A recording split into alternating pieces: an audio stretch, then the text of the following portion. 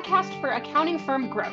I'm your host, Cassie Clayman. This season, we are focusing on proving your worth. Today, we're discussing AI in marketing.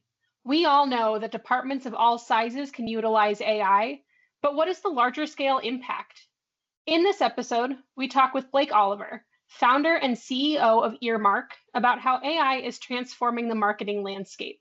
We will discuss practical applications of AI in marketing automation, content creation, and how to utilize these tools to elevate your goals. Blake, thank you so much for coming to the show today. Before we jump in, why don't you tell us a little bit more about yourself? Hi, Cassie. Thanks for having me. I am a CPA. I have been a product marketer. I was a product marketer at a company called Flowcast. And what that meant is I created CPE content for controllers and CFOs and staff accountants working in industry. That was our market. And that's how I learned about this whole continuing professional education thing. I'd had to do it as a CPA, but I'd never had to create it. And that's what got me into creating webinars and podcasts and that sort of thing. And so after about 4 years in tech, I left to create my own startup, and that's what Earmark is. And Earmark is an app. You can use it on the web at earmark.app. You can download it on your phone from the App Store, and it lets you listen to a podcast like this one, hopefully someday, and take a quiz and get your continuing professional education credit. So no more sitting in boring seminars, no more sitting on a webinar. You can do it on demand on your device whenever you want to. Fantastic. I bet that's a big winner for a lot of people who, especially post-pandemic, who are staying at home and maybe don't want to leave their home to go to a conference or whatever. That's right. It was great during the pandemic. It was helpful for that. And then, I think a lot of people are just, busy, and the younger generation just doesn't want to go sit in a conference room to do this. And they're used to consuming on the go. I mean, now people are using Instagram Reels and TikTok and Snapchat, and our attention spans are shorter. So that's the beauty of on demand, is you can consume it as much as you want when you have the time. And so you can listen to an episode 5, 10, 20 minutes and then come back to it later and finish it, right? You can't do that with a live seminar. So I also happen to be ADHD. So for me, like, sitting in classrooms was always a struggle as a child. As an adult, it never goes away. And so for me, especially, I wanted to make something that worked for my brain. And I find it not only works for my brain, but it also helps all the busy people who don't have it also. So it's a win-win. Definitely. Well, and so it makes me wonder, as a person, a business owner and someone who's kind of paving the way in this capacity for CPAs, you probably have to use AI sometimes to create some of maybe your ideas or your content. Can you talk a little bit about the technology? I mean, I know that you're a kind of a forerunner in technology. You used cloud-based software pretty early on. So can you talk a little bit about how you use that in your business?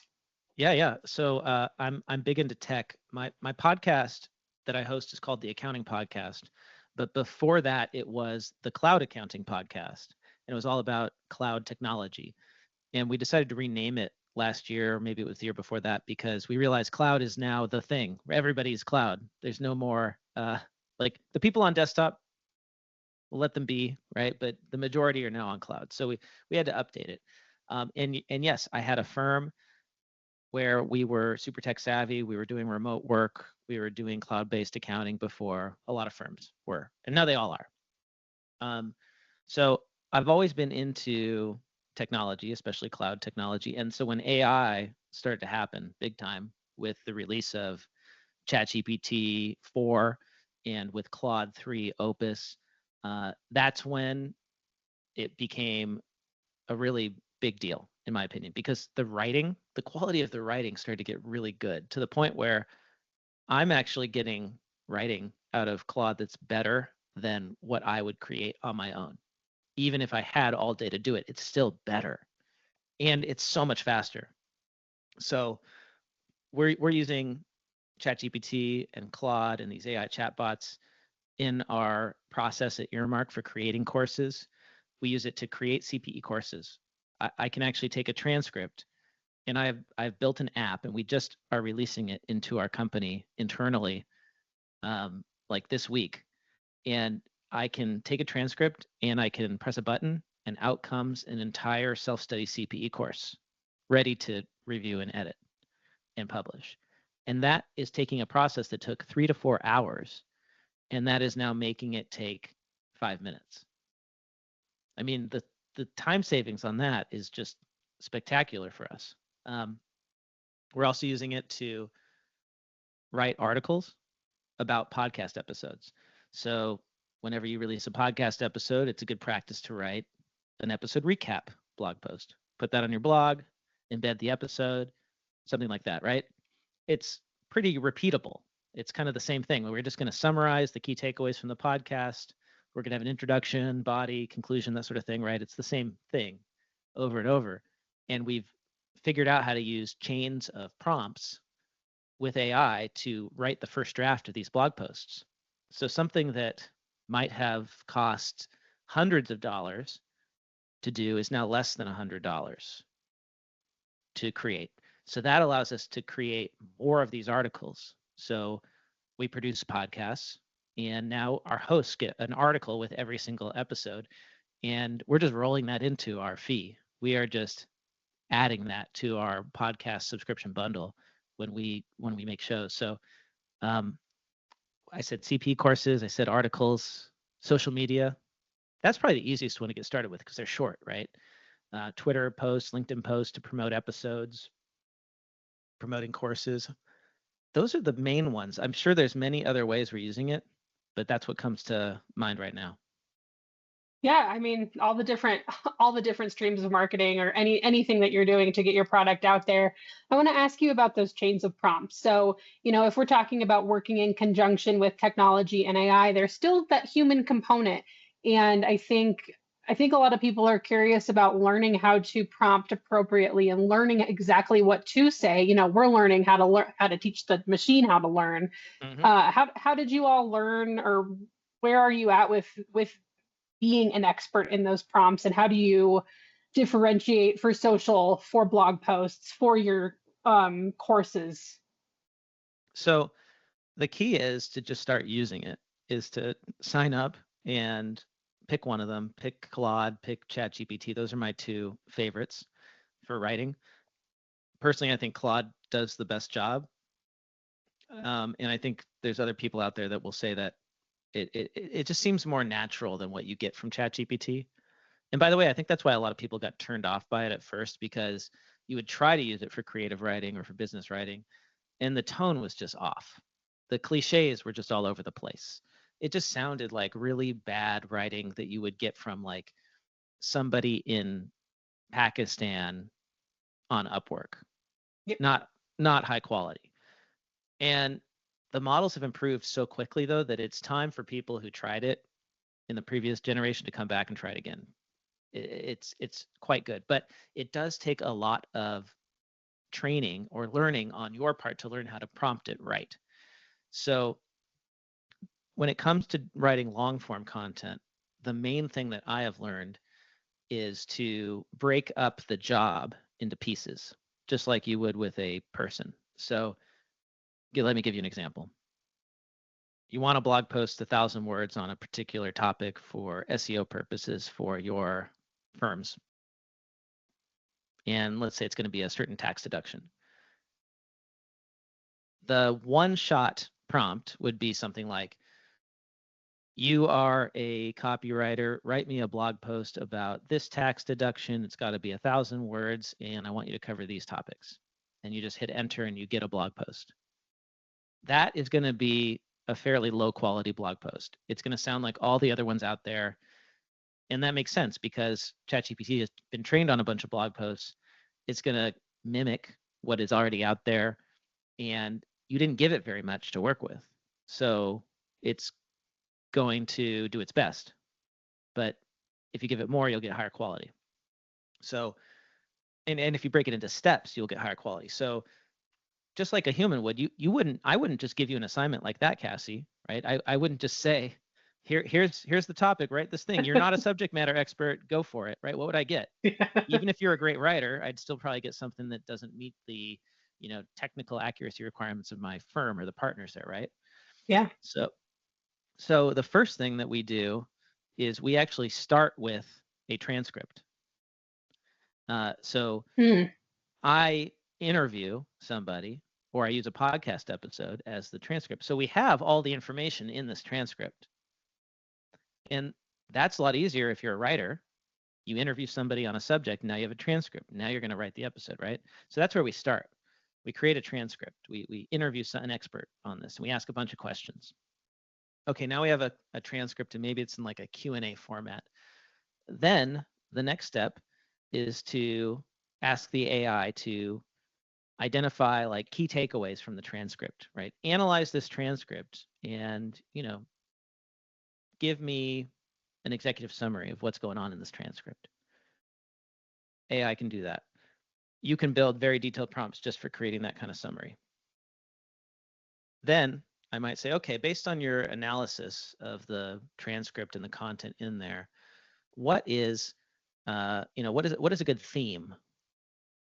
What would be a theme for an article that we could write on this? And then the AI will come back and give you some options. You say, okay, based on this theme, what would be a good thesis statement? What's an argument that we can make in this post? Okay, it comes back with some options. I'm going to pick that. Say, okay, we're going to use this theme, this thesis. Now let's draft an outline.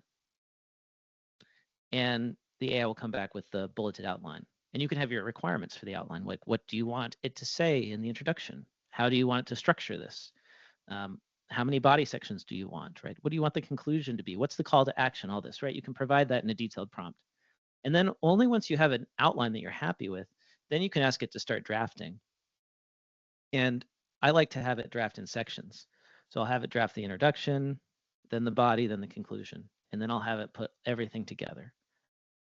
Now, that's a lot of prompts. That can be dozens of them, right? But the output you get is spectacular, especially if you started with a good transcript.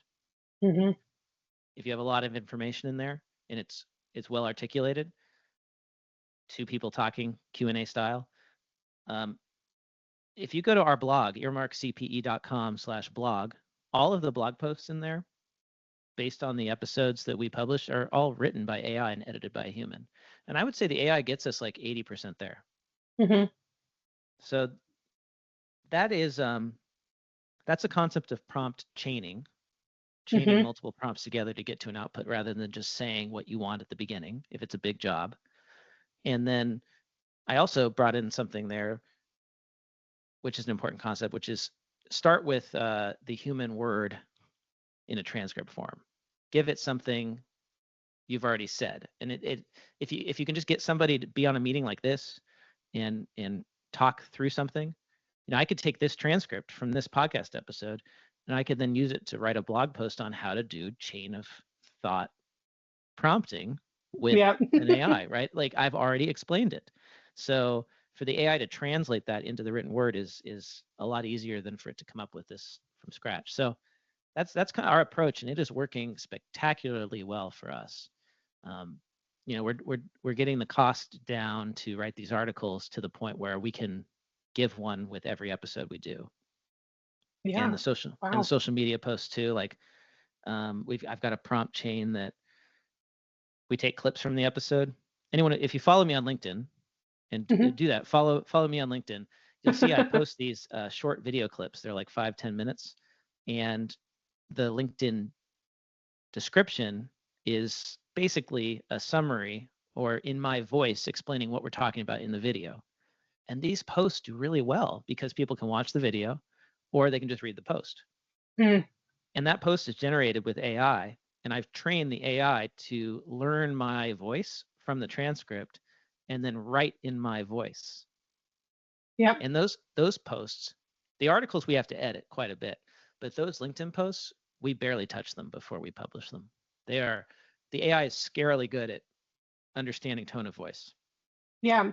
Wow. Yeah, it is. I've noticed that too. Tone of voice, it understands pretty easily. But what I'm hearing is that, you've kind of become a a critical question master, and that we're not really, I think there's been talk about, it's replacing jobs, and in some ways, sure, but it's also, like you said, you already have something that you're working with that you already did the work on, and this is really helping pull apart every single piece of it that you can use by being able to train it appropriately for what your purposes are.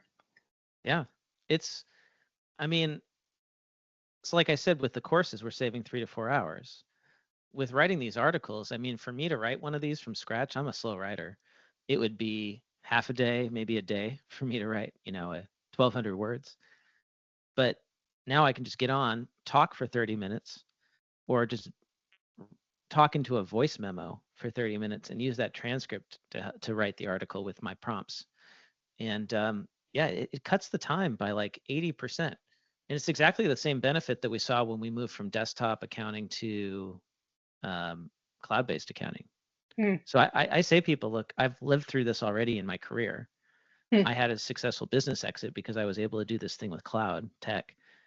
You all have the opportunity now to do this with AI, whether that's in your job at your firm or in your own consultancy or whatever it is. Like we are going to see 5 to 10 times productivity gains, so that it's there. It could be had right now.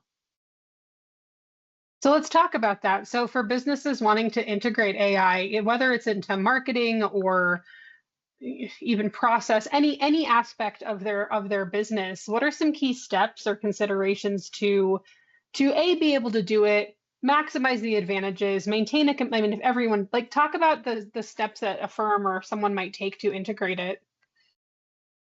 I think the best place to start is look for like these super repetitive tasks, especially writing tasks. So I need to generate this email and I don't want it to be just a template email. Or and it happens, I do this on a daily basis or a weekly basis or a monthly basis.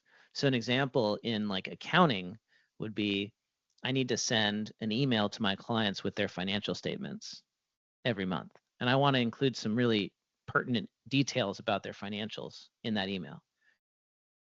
Firms are starting to use AI to automate that drafting of that email. So upload the PDF financial statements. You have a prompt that asks the AI to evaluate, analyze those financial statements and find the most pertinent information and create a list of bullet points, and then put that into an email. And it's in your drafts folder ready to go.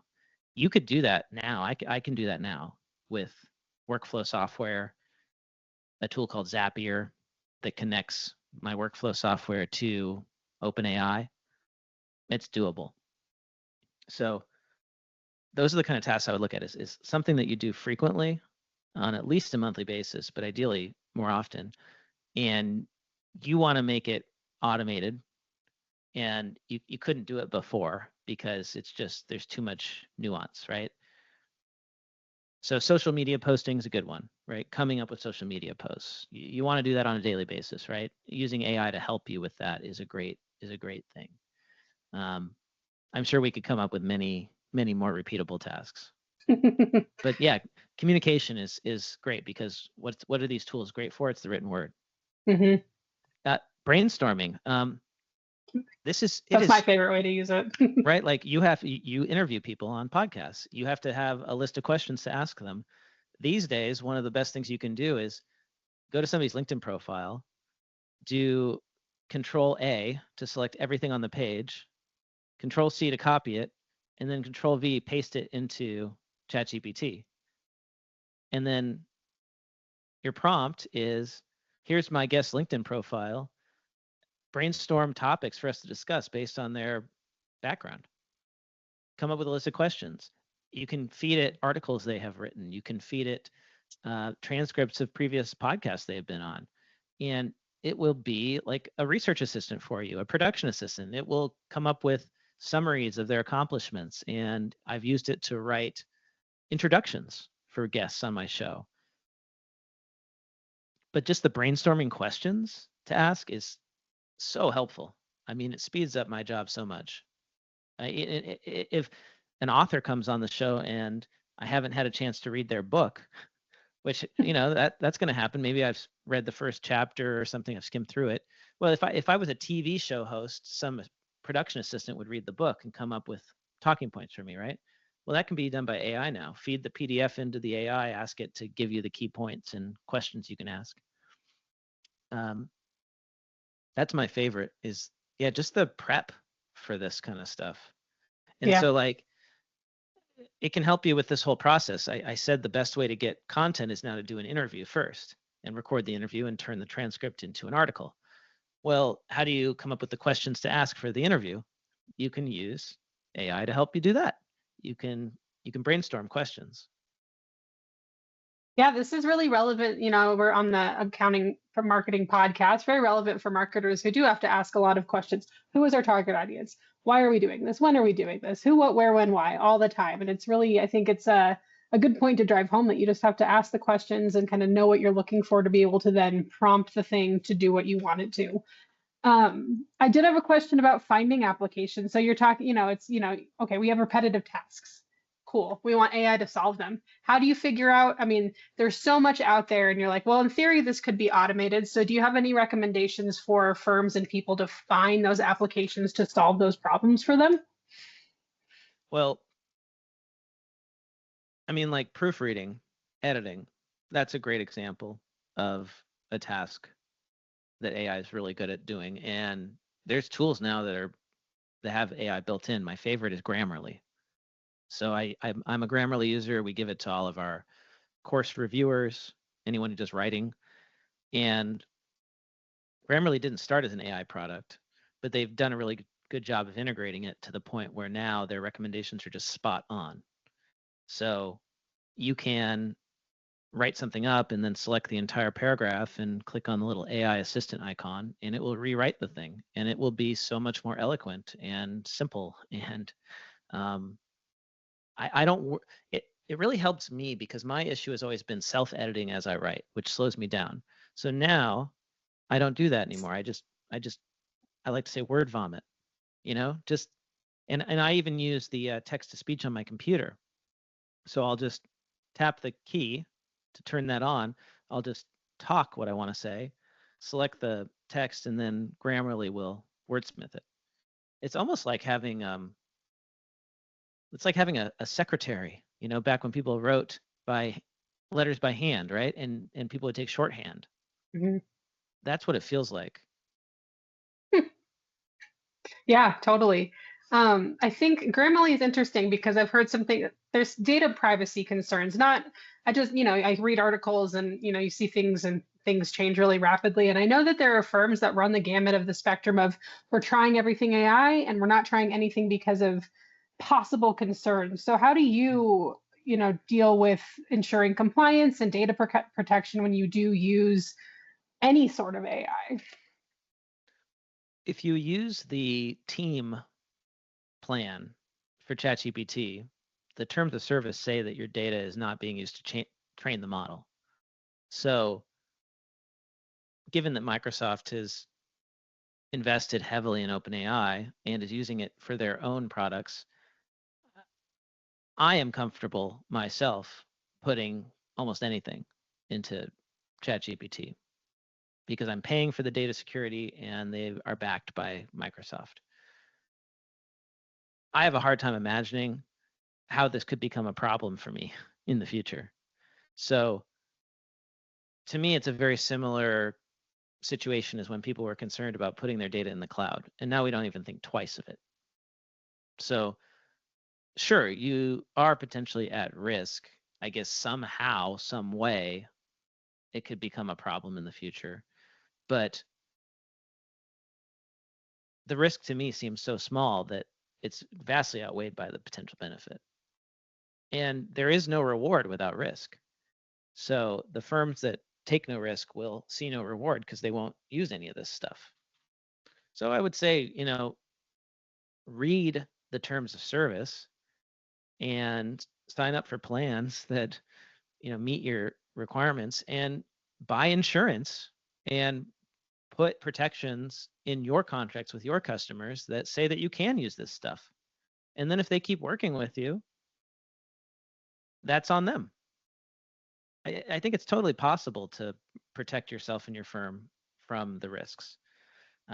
And so I just don't have very much patience for people who make that the top priority, because our data is out there everywhere. And if you're if you're emailing stuff with clients, it's already like, that's not secure. I'm sorry, but if you're putting it in the email, you might as well be also using it with OpenAI or with Anthropic. Yeah. It's just as secure there. Those are great practical recommendations. I mean, read the terms of service. We And probably all should be doing that. consult with your attorney, but take it Yep. with a grain of salt, right? Because the people who are there to advise you on this stuff and keep you protected are going to take a maximalist approach, and you have to balance. You have to Yeah. balance that. Yeah. So, but I'm more of a risk taker than most accountants. Maybe, But but there's also ways that you can mitigate it, right? Like, but for this kind of stuff we're talking about, like just writing an article that's going to go on your blog, like giving a transcript of an interview that you did with a partner on a particular topic, as long as they aren't saying client names, as long as they aren't referring to like private information, what's the risk there, right? So it really depends on what you're using it for. It's not an all or nothing kind of thing. But absolutely. we're seeing firms like top 100 firm, Your Part-Time Controller, is using ChatGPT via an integration that they have built to do financial statement analysis for clients and variance analysis. So they've obviously done the analysis and decided it's secure enough to use with client data. And remember, if you're on Microsoft 365, all of that is now hooked up to LLMs that are based on OpenAI's technology because of the investment that Microsoft put into OpenAI. So you're already in it. Yep. Absolutely. Good reminder.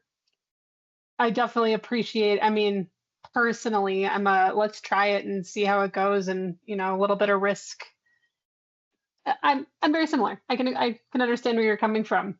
If we're talking about, marketing or growth, and we're talking about AI, not just writing, we've talked a lot about writing and a lot about content creation, but can we talk a little bit about how AI contributes to predicting behavior and how to leverage those insights to enhance our campaign, to grow and, measure our ROI and all of that?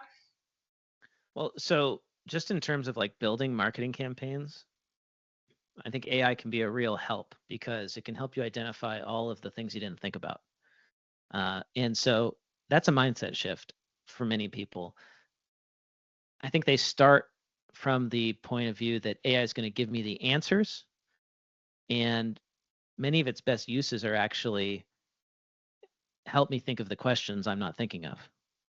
So when you are building a marketing campaign, use AI as your brainstorm tool. Feed it what you have created in terms of a plan and say, poke holes in this plan. What am I missing?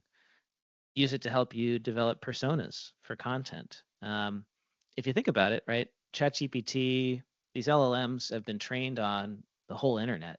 They have a lot of knowledge. We only have a tiny little piece of knowledge of the whole world.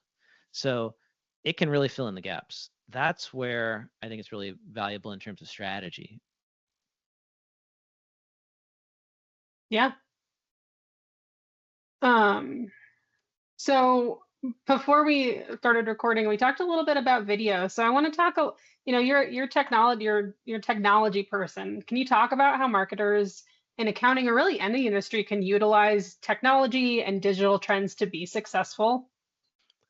So it's funny, we were talking about how this podcast is an audio only podcast now, but it's transitioning to video as well.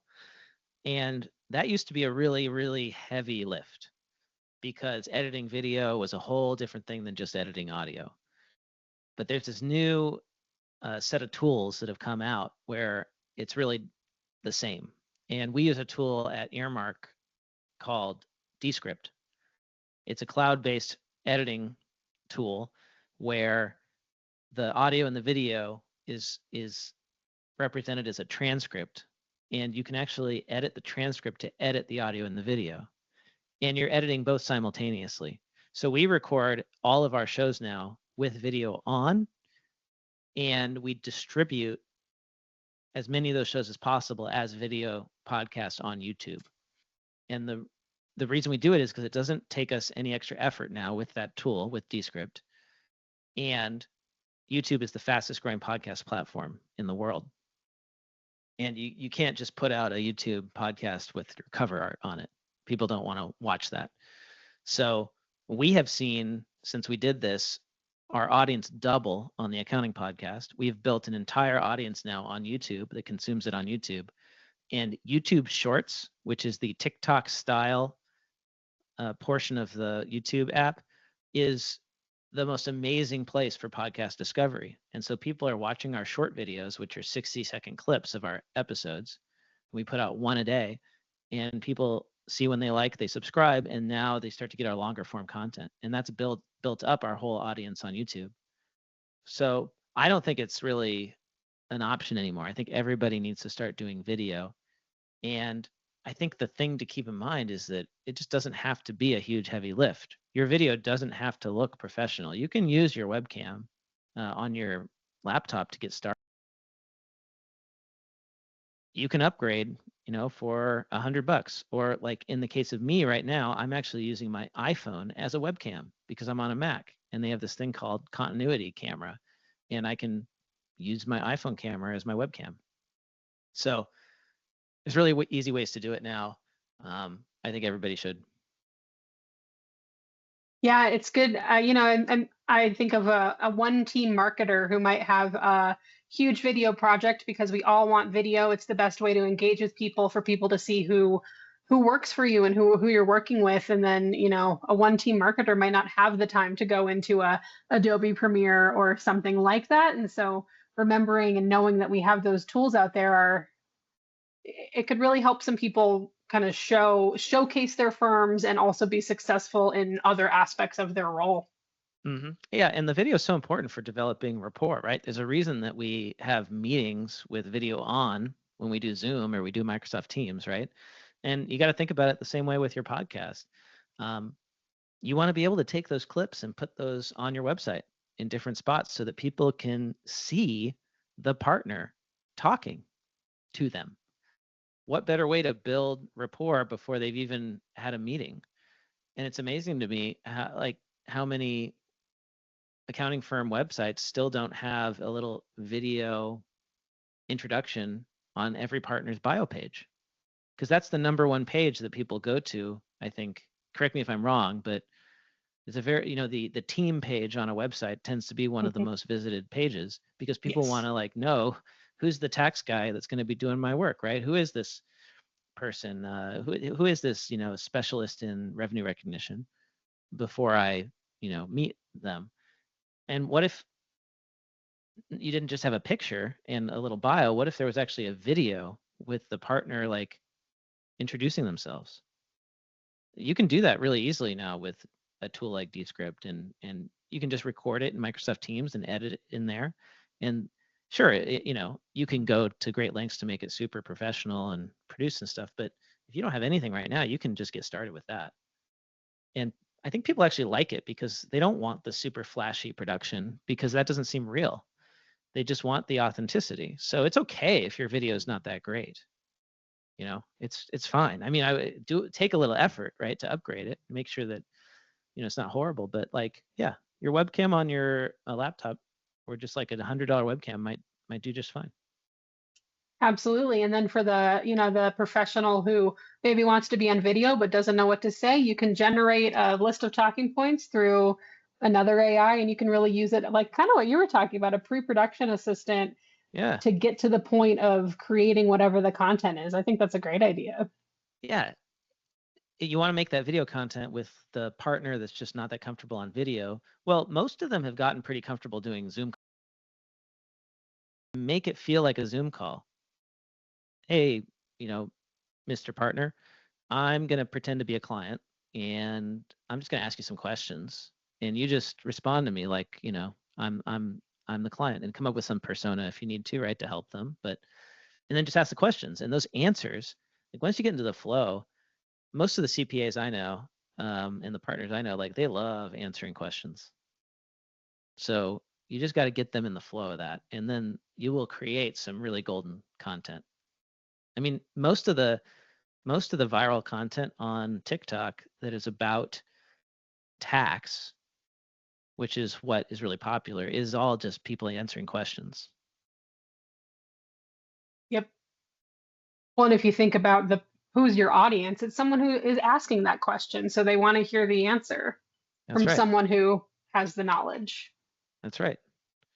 So, and my belief is that as AI generated content gets more prolific, we're going to see the SEO game change, where video is going to become the new thing you have to have on your website, because a search engine with AI, it's going to struggle to determine what is AI generated and what's not. But video content is still, like, good video content is still very difficult to generate with AI, and I think it will be for a while. So we will see, I think, Google and other search engines move to prioritizing YouTube content, and you want to be the expert on YouTube. Mm-hmm. Because you want, when somebody searches on like an AI search engine like Perplexity, you want to be the citation. Absolutely. Yeah, I mean, you're talking about making a lot of this stuff more accessible. I mean, frankly, I went to school for film and theater, and I learned how to edit videos in Adobe Premiere, and now it's like, I'm like, oh, I never want to go in that application ever again. It was so tedious, and so this makes it Yeah. more accessible to pretty much anybody to be able to connect. I think what you're talking about is really just connecting with others and making our lives a little easier, not having the tediousness of writing 1,200 words, but being able to Yeah. craft it into something perfect that we really want to put out there. I think of it like having a great staff writer, or an intern, right? At least an intern, but we've gotten it to the point where it's now a copywriter, and you still have to edit. So this is really great for the small marketing teams at smaller firms, where you have never enough resources, because you don't have time to do the content generation. And I see you raising your hand, Cassie.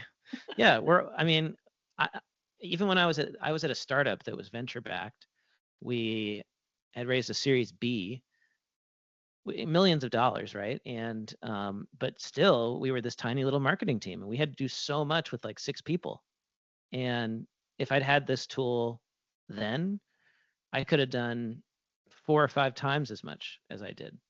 So I think it's actually great if you want to be like a lazy marketer. This is the tool you got to have. You got to do this stuff. I mean, and I mentioned it briefly, but I think it's worth digging into. Is the third app that I really love. The third AI chatbot is Perplexity.ai for research.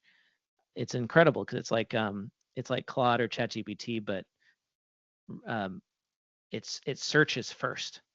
So it goes that when you ask a question for doing research, like say you want to like come up with questions on a particular tax deduction, it'll go out and search the web for all the content on that particular topic first, and then it will come back and use the search results to give you answers. So it's more accurate than like a ChatGPT, which is answering based on stuff that is not as recent, which is maybe several years old. Wow. You've given us 3 great tools.